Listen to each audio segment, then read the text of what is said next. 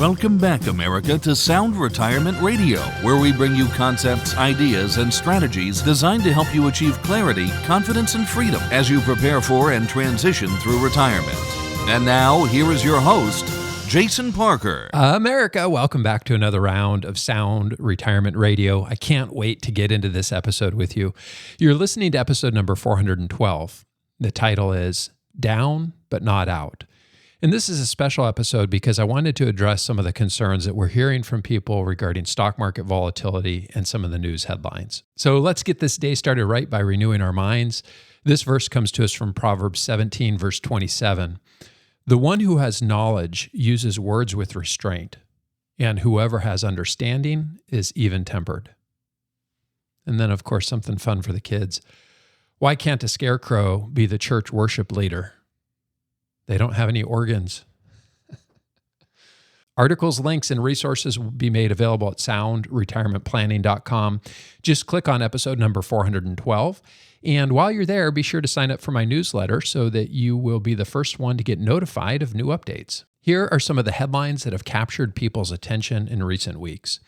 The Fed says inflation is too high and they're going to keep interest rates higher for longer. Mortgage rates hit a 20-year high. The auto workers are on strike.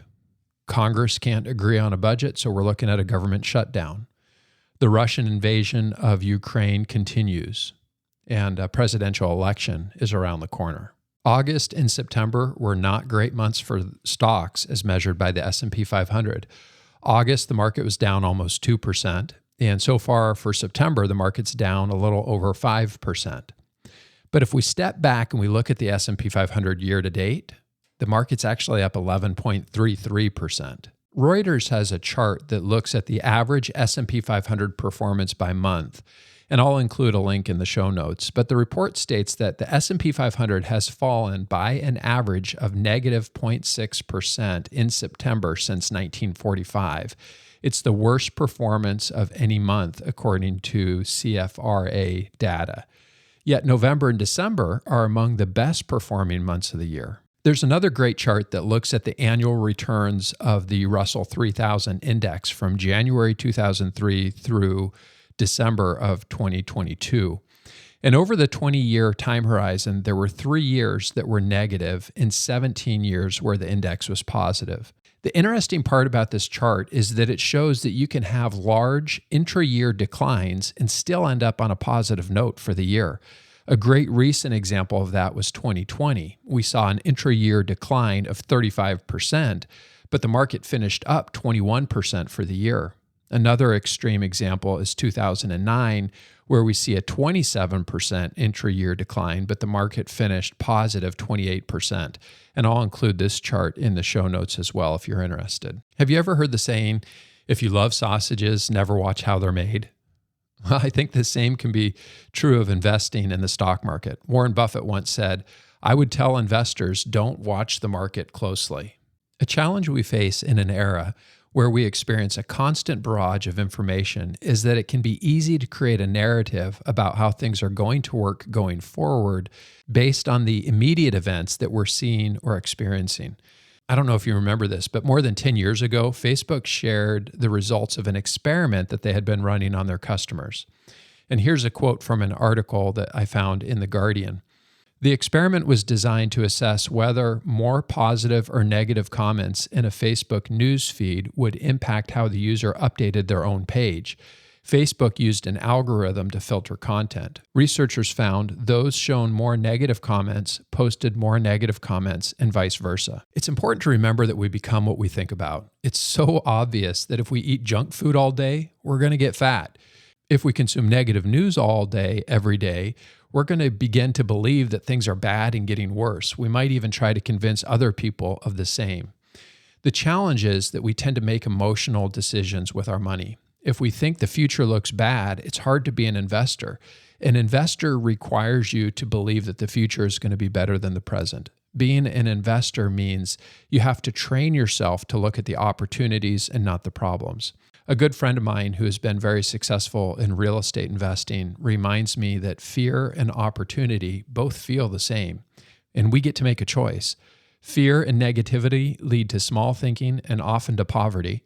Hope and optimism lead to a life of being wealthy, content, and filled with joy. And the crazy part is that we get to make the choice about which one we want.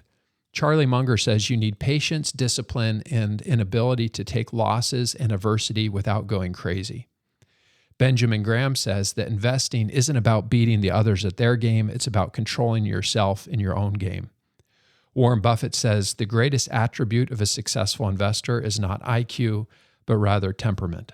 The reason that I like to start each podcast with a verse and a joke, the verse is designed to renew our minds. In Romans 12:2, we are told, "Do not conform to the pattern of this world, but be transformed by the renewing of your mind. Then you will be able to test and approve what God's will is, his good, pleasing, and perfect will." The pattern of this world is negativity. God wants our minds renewed, and he wants believers to be different than what we would expect to see in the pattern of those who are in this world.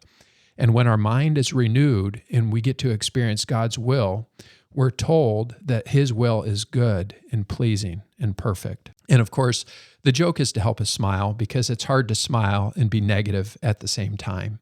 So if you want a great financial future, create a plan, build an investment strategy based on the plan, your time horizon, and your risk tolerance. Be disciplined with sticking to your investment strategy in both the good times and the bad times, and update the plan to make sure that you're staying on track. And if you want a great life, love God with all your heart, mind, and soul, and love your neighbor as yourself. Protect your mind, renew your mind, surround yourself with people who encourage you to love more, be more, give more, and figure out how to get the focus off of you and to serve others. Information and opinions expressed here are believed to be accurate and complete, for general information only, and should not be construed as specific tax, legal, or financial advice for any individual, and does not constitute a solicitation for any securities or insurance products. Please consult with your financial professional before taking action on anything discussed in this program. Parker Financial, its representatives, or its affiliates have no liability for investment decisions or other actions taken or made by you based on the information provided in this program. All insurance-related discussions are subject to the claims-paying ability of the company. Investing involves risk. Jason Parker is the president of Parker Financial, an independent, fee-based wealth management firm located at 9057 Washington Avenue Northwest, Silverdale, Washington. For additional information, call 1-800-514-5046 or visit us online at soundretirementplanning.com.